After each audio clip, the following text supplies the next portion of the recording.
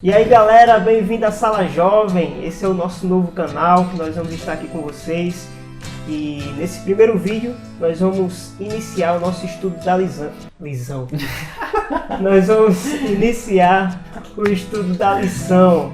Nesse segundo trimestre nós vamos conversar sobre a aliança de Deus, a aliança eterna, quando é que iniciou e tudo mais. A gente vai aprender tudo isso hoje com esses dois feras aqui, ó. Eles estão bem animados, tá vendo? Estão bem animados. Vitor Oliveira e Felipe Herculano. Errou! E eu, Rômulo Lemos, nós vamos conversar com vocês sobre a aliança. E agora vamos para a vinheta.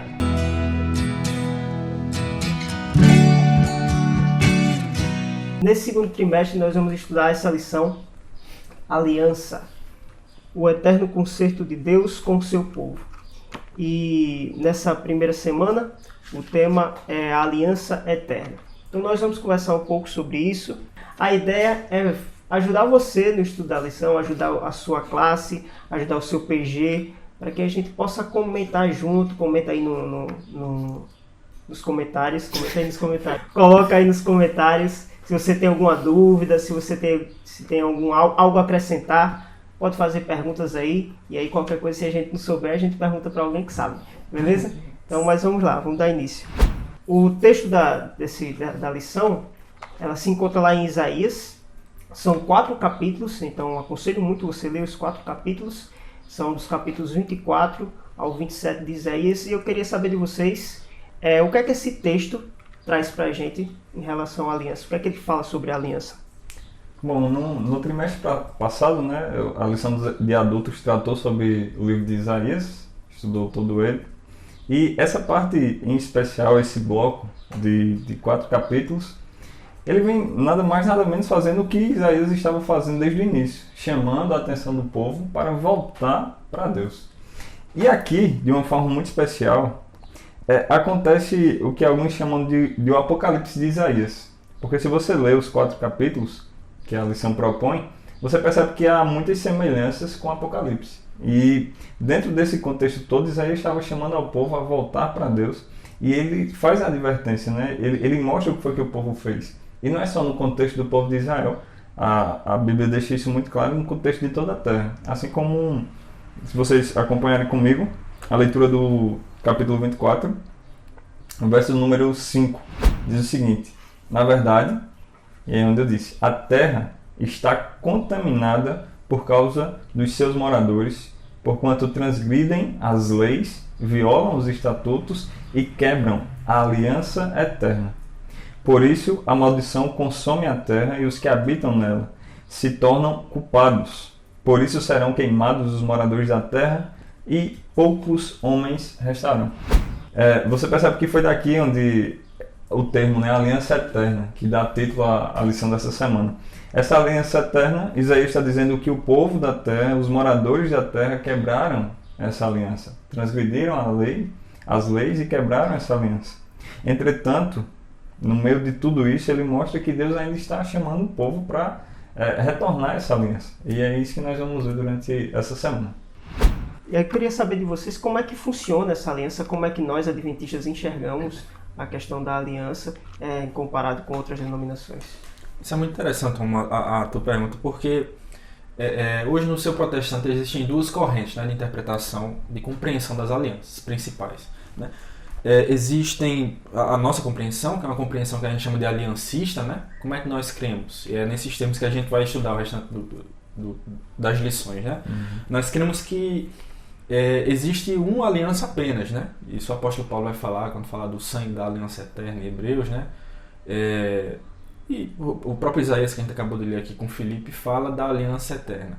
Nós cremos que não existem diversas alianças, mas que existe uma aliança só, uma aliança eterna. Mas aí você pergunta, mas então como é que a gente então fala de uma aliança com Adão, uma aliança com Noé? É bem confuso, né? Muitas pessoas se confundem muito. Mas o que acontece? Acontece que nós cremos que essas alianças, elas se complementam, né? Elas se complementam e são no final uma aliança apenas. Então existem, nós adventistas cremos assim, e mais algumas outras profissões de fé, os irmãos presbiterianos, batistas, alguns deles, né? creem, e a gente denomina aliancistas, né, que creem que existe uma única aliança e essa aliança vai se complementando com o passar do tempo. E também existem os irmãos, que é outra corrente mais predominante, que são os irmãos dispensacionalistas, né? E eles creem que Deus se relacionou com a humanidade de duas formas distintas, através de duas dispensações que eles falam, que seriam a dispensação da lei, ou seja, uma forma, Cristo lidou com a humanidade de uma forma no Antigo Testamento, no que diz respeito à redenção, e existe a dispensação da graça, né? É por isso que quando a gente se empenha em algumas discussões com eles, eles falam, mas antes a gente não guarda mais o sábado porque o sábado passou, o sábado é coisa da antiga aliança, nós estamos agora no tempo da graça, né? Eles usam sempre essa terminologia. É a principal discussão, né, que existe entre a gente. Exatamente. Que tem implicações, né, grandiosas, né, por conta dessa compreensão que eles não guardam o sábado e todas essas outras coisas. Então eles creem que existem essas duas dispensações, né, uma dispensação da lei e outra dispensação da graça. E nós não cremos assim porque se a gente cresce dessa forma, a gente ia colocar no mínimo o caráter de Deus em xeque, né? Porque como assim Deus se relaciona com a humanidade de formas distintas? Como é que ele pode ter se relacionado com uma geração de uma forma e com outra geração de outra forma? Isso não seria justo da parte dele, né? A gente até comentava aqui no contexto de ressurreição, né? Na ressurreição do juízo. Um cara que viveu na dispensação da lei, ele ia, poxa, mas eles têm Cristo, né? Como assim? Eu só nasci no tempo errado, quer dizer que eu nasci antes e não vou ser salvo? Não. É por isso que a gente não entende assim. Na verdade, quando a gente vai às Escrituras, a gente percebe que desde o Gênesis, né, desde a promulgação da primeira aliança, que tem como parte a humanidade, a atuação de Deus, né, foi por intermédio da graça. Sempre foi através da graça de Cristo. Então é interessante que a gente entenda dessa forma, né, que as alianças elas são complementares, elas se complementam, né, e alcançam o seu ápice na figura de Cristo Jesus.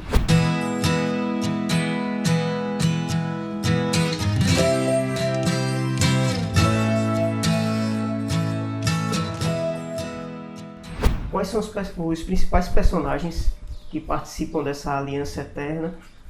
Esse tema da aliança ele percorre toda a Bíblia, né? Desde Adão e Eva ali. A Bíblia não usa necessariamente o termo aliança lá em Gênesis, mas Oséias, o profeta Oséias, no capítulo 6, verso número 9, usa a terminologia dizendo que Adão ele quebra a aliança com Deus.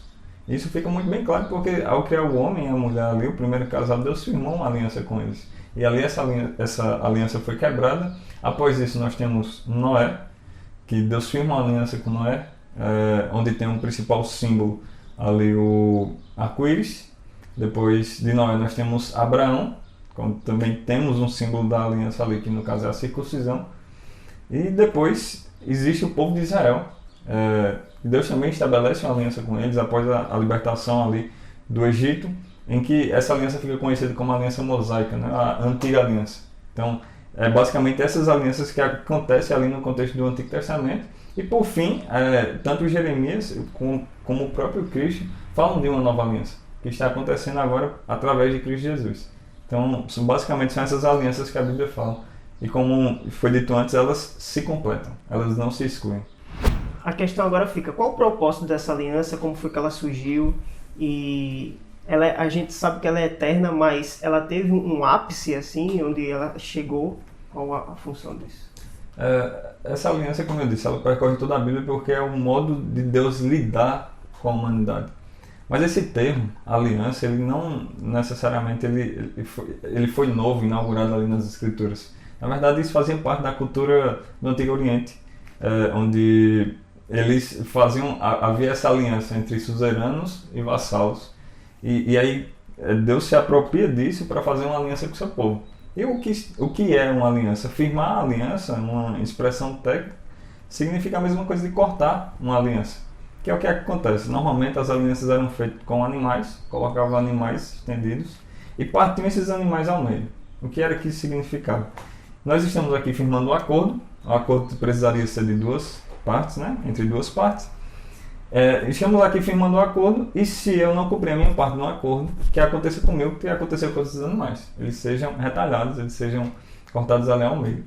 Então, essa é a ideia de aliança no Antigo Oriente. E aí, a Bíblia se apropria disso. Inclusive, tem uma história muito parecida com essa que eu contei, que é a história de Abraão. Se você for lá no capítulo 17, ou 15, não estou lembrado agora, ele vai ter justamente isso. Deus vai estar cortando ali animais, firmando uma aliança com Abraão. Dentro dessa aliança, Deus, em todos os momentos, em todos os lados, ele cumpriu a sua parte. Desde Adão até hoje, ele vem cumprindo a sua parte na aliança. Entretanto, nós, desde Adão, vimos quebrando essa aliança. Parece que Deus ele vem para fazer essa união, para fazer esse laço conosco. E a nossa tendência natural é se afastar disso. Então, desde Adão, passando por Noé, Abraão e Moisés, todas as alianças foram quebradas, quando se refere à parte do homem. Mas a parte de Deus, ela continua intacta. E ainda muito mais que isso, né? E é por causa disso que Jeremias fala que nós precisamos de uma nova aliança. Porque essas alianças estão sendo quebradas. E aí nós precisamos agora da solução. Porque se nós quebramos, e agora? O que acontecerá com a aliança? Que é basicamente onde agora entra a pessoa de Cristo nessa história toda. Cristo é como se ele fosse o fio condutor que ligasse essas alianças. A aliança, né, a gente, numa linguagem mais contemporânea, ela pode ser vista nos termos de um contrato celebrado entre duas partes, né? E as alianças feitas por Deus com o povo, elas têm termos muito claros, né? Desde o Éden. Sim. E o que a gente sabe é que sempre que os termos da aliança fossem descumpridos, a resposta àquilo ali seria maldição, né? Seria, nos termos de Gênesis 3, seria a morte eterna, né? Adão e Eva, quando comeram do fruto e destruíram aquela aliança, descumpriram a sua parte do acordo, eles voluntariamente recepcionaram o ônus, né, as consequências. Eles fizeram aquilo sabendo que o resultado daquilo seria distanciamento, seria alienação de Deus, né? Então, o que foi que aconteceu, né? Foi que Deus, porque como parte afetada da relação, Deus ele podia muito bem ter nos lançado a nossa própria sorte, né? Ele podia, não, então você descumpriu a sua parte na promessa, o problema é seu. Como acontece hoje se a gente descumprir um contrato civil. A gente responde judicialmente, certo? A gente paga uma multa rescisória, uma coisa assim, que no nosso caso seria a morte eterna. Então o que acontece? E é por isso, né, que Jesus Cristo entra na jogada, né? O que acontece? O próprio Deus se torna homem, né? Porque ele precisava ser homem para ser a outra parte da aliança, né? A outra parte dos termos do contrato. Fazia parte da humanidade, né? Exatamente, né? A gente não conseguia fazer de forma alguma, né? A gente está viciado, a nossa carne é enferma. Então o próprio Deus ele toma uma forma humana, ele assume a parte, a outra parte do contrato, né? O outro lado do contrato. E então ele ocupa o lugar da humanidade, né? E é nesses termos que Cristo, por exemplo, quando ele estava em momentos anteriores à paixão, né? Próximo da sua morte, no momento da Santa Ceia, quando ele vai beber do vinho, né? Está lá em Mateus, né? Mateus capítulo 26, verso 28. Então ele ergue o cálice, né? Ergue a taça e ele diz assim: porque isto é o meu sangue, o sangue da nova aliança derramado em favor de muitos para a remissão de pecados. Então Jesus Cristo naquele momento ele está dizendo: eu sou o cumprimento pleno e perfeito da aliança. A aliança nunca foi obedecida, mas eu vou obedecer, eu vou cumprir a parte. Deus é misericordioso demais, né? E vocês vão ser beneficiados pela minha obediência, né? Por isso que o apóstolo Paulo fala dos méritos de Cristo sendo derramados sobre nós. E aí está revelada a beleza do Evangelho, né? A beleza das Escrituras Sagradas, que é a parte prejudicada tomando o lugar daquela parte que prejudicou, né? E tornando acessível para nós toda a obra da redenção. Então, quando a gente vê a história de Adão, né? A gente vê o proto-evangelho ali, um animal sendo sacrificado para virar roupas, né? Para Adão e Eva, quando a gente vê Abraão, quando a gente vê o povo de Israel transgredindo a lei, quando a gente vê o ritual do santuário, quando animais inocentes tinham que ser imolados, aquilo ali era o tipo, né, que a gente chama. Era o tipo porque eles apontavam para o sacrifício perfeito, eles apontavam para a plenitude do sacrifício da redenção que viria através de Cristo Jesus, né? E esses são os termos da nova aliança. É o próprio Deus cumprindo a nossa parte. Isso é muito fantástico, velho. Eu não consigo olhar para isso de uma forma... tanto ele assume as duas partes, é como se a gente, tipo, ficamos excluídos disso, porque ele toma o ônus e o bônus da aliança. Então, é muito forte isso. E o próprio em Hebreus, né, a gente encontra que essa aliança, né, é encontrada através de um sangue o sangue da aliança eterna, né? O autor de Hebreus coloca isso se referindo a Cristo. Ele diz que houve ali esse sangue, porque é interessante dizer que normalmente a aliança, esse contexto de aliança estava envolto em sangue. Como eu disse, havia a retaliação dos animais. Se você acompanhar, por exemplo, a entrega dos 10 mandamentos, quando o povo é liberto ali, né, do Egito, e o Senhor vai agora entregar leis e estatutos a eles, e eles dizem: tudo que o Senhor ordenou nós cumpriremos. Essa é a parte do povo, né? E aí o que é que Arão faz? Arão pega e começa a aspergir sangue no povo, que é uma parte assim que a gente passa desapercebido, mas ele começa a aspergir sangue, que é para dizer: o povo vai fazer a parte dele na aliança, e Deus já fez a dele, né, libertando o povo. E agora dá ali as leis por causa dessa libertação, né? A aliança também tem muito a ver em questão dos relacionamentos, né? Deus, na Bíblia, ele traz muito simbolismo em relação à aliança. Tem o relacionamento entre pai e filho, o relacionamento entre o esposo e a esposa. Então, como é que nós ainda temos uma parte na aliança hoje, já que vocês falaram que no Antigo Testamento tem a parte de Deus, que Deus tem a parte para fazer, e também nós temos essa parte.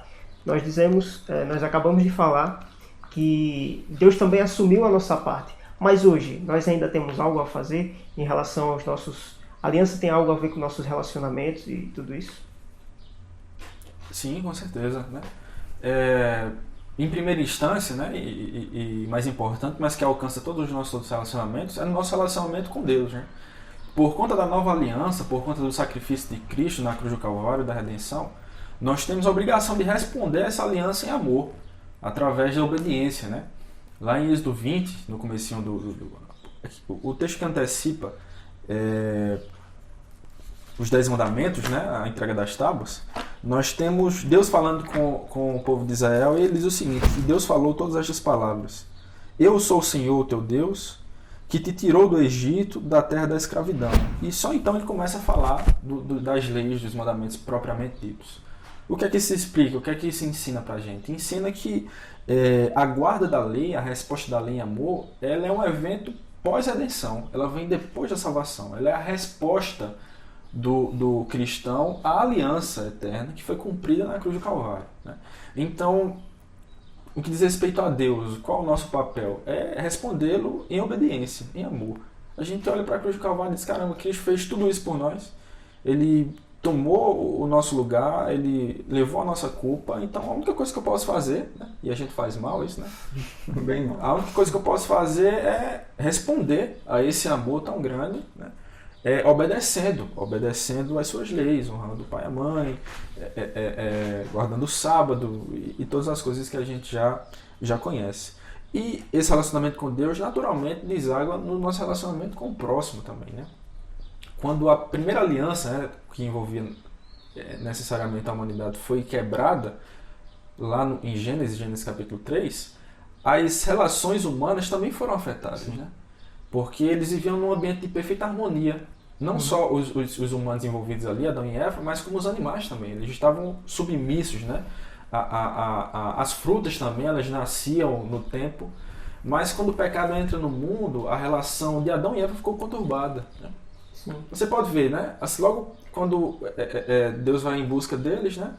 E diz: ah, rapaz, você pecou. Aí Adão disse: não, eu não, foi a mulher que tu me deste. Começaram a terceirizar a culpa. Ou seja, a primeira DR começa. Exatamente, a primeira discussão de relacionamento, né? De casal ali, primeira treta.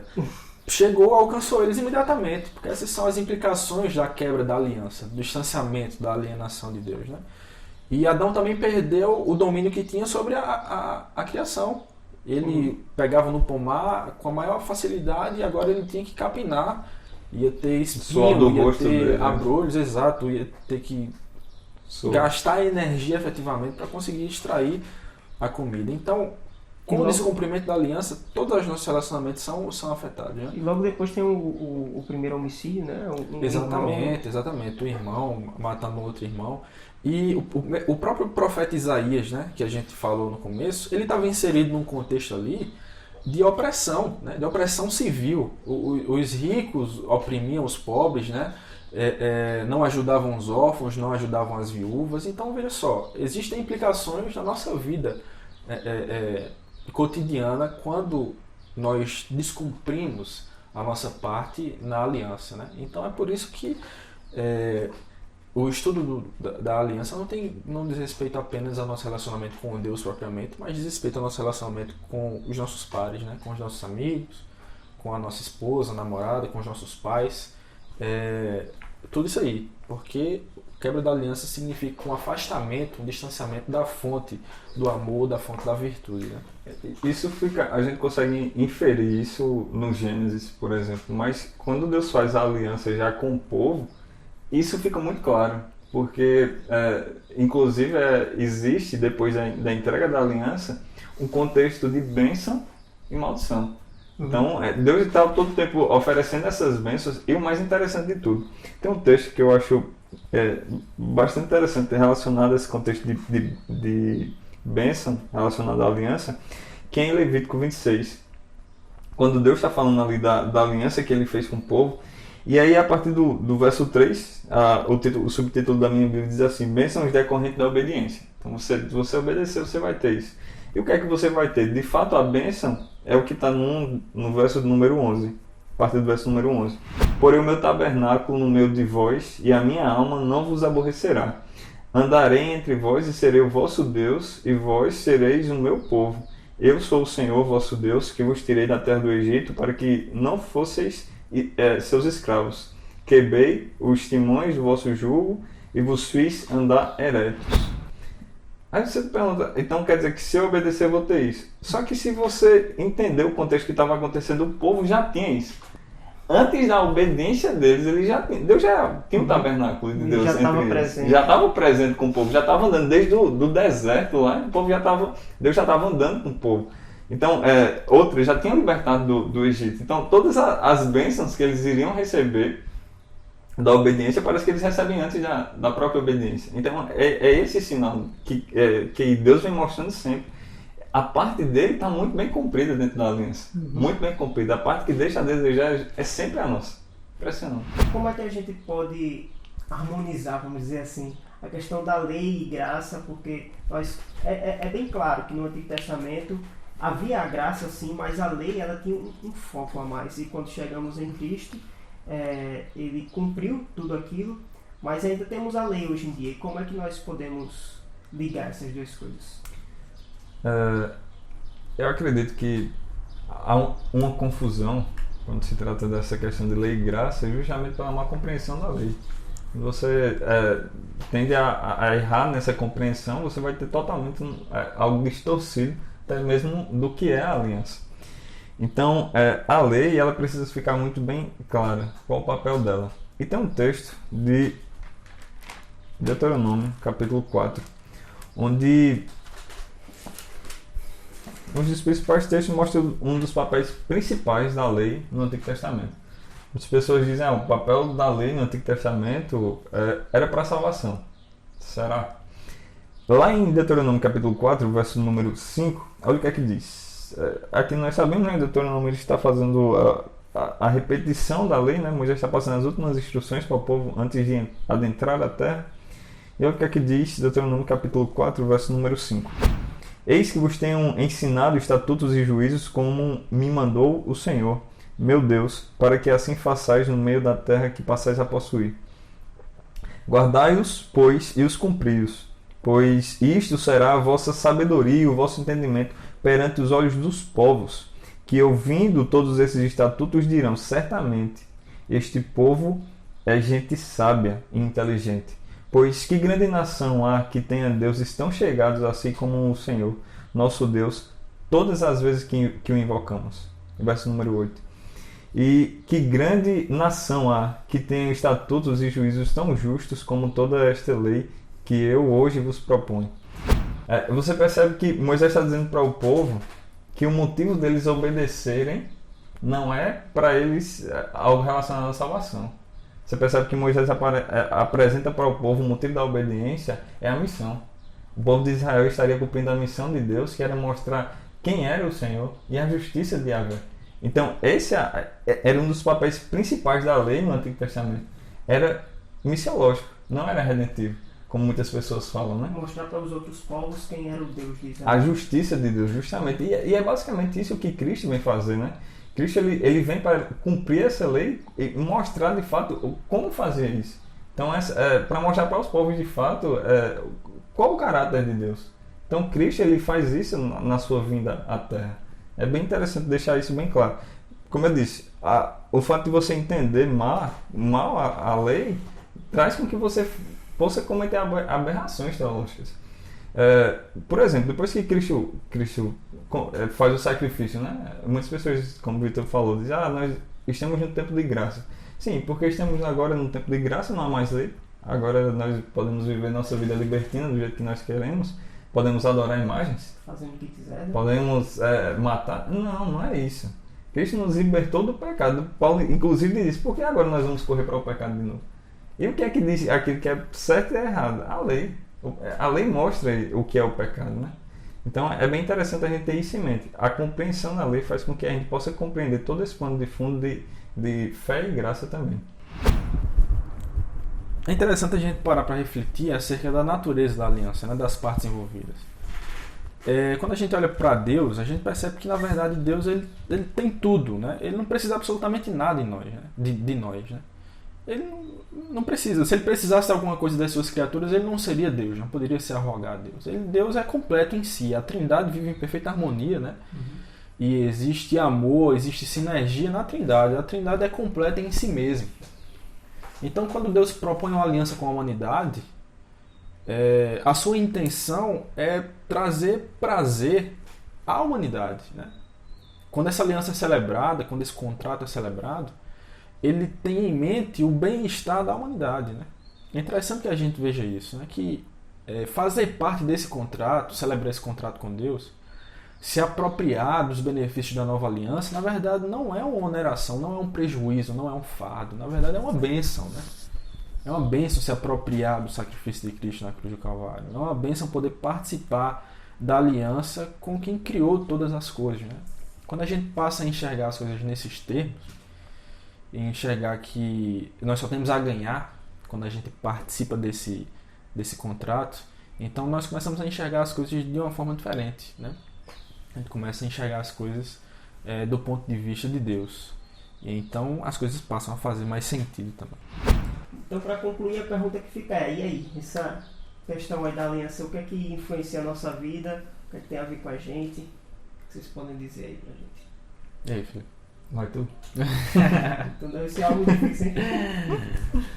É necessário a gente refletir brevemente acerca do nosso estado, da nossa condição, né? Isso é indispensável. Eu costumo dizer que quem não está doente não precisa de ajuda, né? Então, se você não tem problema nenhum na sua vida, está muito bem resolvido, né? Com os seus anseios, né? Com o seu destino eterno, então de fato isso aqui não vai fazer sentido algum para você. Mas se você convive com você mesmo, né? E você entende as suas limitações, as suas frustrações, né? O quão difícil é você fazer o certo, então você percebe que não existe alternativa a fazer parte e celebrar esse contrato com Deus, né? Na verdade, quando a gente tem consciência da nossa condição, quando a gente percebe o quão pecadores nós somos e o tanto de gente que nós prejudicamos por conta da nossa má conduta, e uma delas é só o Criador de todas as coisas, né? O Criador do Universo. Então a gente só se sente na obrigação de fazer parte desse contrato e tentar, com todas as nossas energias, com o auxílio do Espírito Santo, cumprir a nossa parte, né? Nessa obrigação que surge. Então o que nós temos na aliança eterna é salvação, é vida eterna à nossa disposição. É remissão dos pecados, é mudança de vida, mudança de paradigma. E essas coisas, para um doente, né, são um remédio. Então, se você entende que a sua condição é desesperadora diante de Deus e que você precisa de redenção, então está diante de você essa aliança. E a sua parte nisso tudo é assinar os termos de uso de contrato e se apropriar aí do sacrifício de Cristo na cruz do Calvário. Eu tenho certeza que as recompensas serão diversas enquanto estivermos aqui, né? Mas a maior das recompensas é a vida eterna em Cristo Jesus, né? Será consumada no retorno de Cristo nas nuvens dos céus, e a gente vai ser guiado em um lugar muito melhor, livre de dor, livre de sofrimento, e então estará consumada, né, a nossa participação, e nós passaremos a eternidade celebrando o Cordeiro de Deus. Tem uma frase na lição que eu achei bem interessante que diz: prejudicar uma pessoa significa prejudicar todas. Eventualmente, isso levaria o próprio Criador da aliança a uma cruz. Então, o papel da aliança para nós hoje é amar o próximo. É você fazer a sua parte. É dessa forma. É que Cristo amou todo mundo, então que a gente possa amar, ajudar, estar proposto a levantar quem está precisando. Então é isso. Esse foi o nosso primeiro vídeo. Eu gostei, não sei você. Também gostei. Mas... então, até a próxima, nós vamos estar aqui para dar continuidade ao nosso estudo. Valeu, jovem. Até mais.